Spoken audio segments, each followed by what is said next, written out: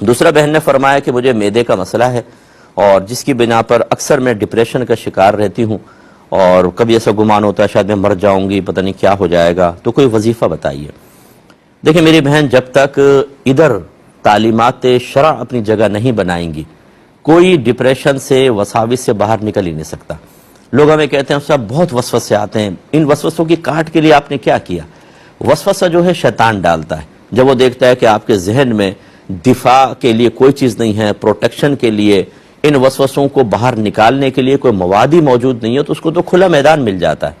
اس کا مطلب یہ ہوا کہ ان چیزوں کے حل کے لیے، اپنے آپ کو ڈپریشن سے باہر کرنے کے لیے، وساوس سے دور کرنے کے لیے آپ کو اللہ تبارک و تعالی اور اس کے رسول کی تعلیمات سیکھنی چاہیے،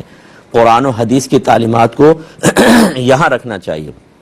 اس کے لیے ہمارا آپ کو سب کو یہ مشورہ ہوگا کہ آپ میری کتاب لیں، قرب الہی، بیسٹ بک ہے، آپ اس کو پڑھنا شروع کریں، انشاءاللہ آپ یہ دیکھیں گے یہ کتاب آپ شروع سے آخر تک ایک دفعہ ویسے ختم کر لیں، پھر دوبارہ سٹارٹ کریں عمل کرنے کی نیت سے، آپ یہ دیکھیں گے کہ پڑھتے جائیں گے آپ اور اتنا مواد ذہن میں آئے گا اور ایسی گندگیاں باہر نکلیں گی، یہ جو شیطان نے وساوس ڈالے ہوتے ہیں سب ختم ہوں گے انشاءاللہ، اور آپ کو بہت برکات حاصل ہوں گے۔ تو میں اپنے بھائی بہنوں سے گزارش کرتا ہوں کہ جب تک آپ کے ذہن میں کوئی علمی مواد ہی نہیں ہوگا،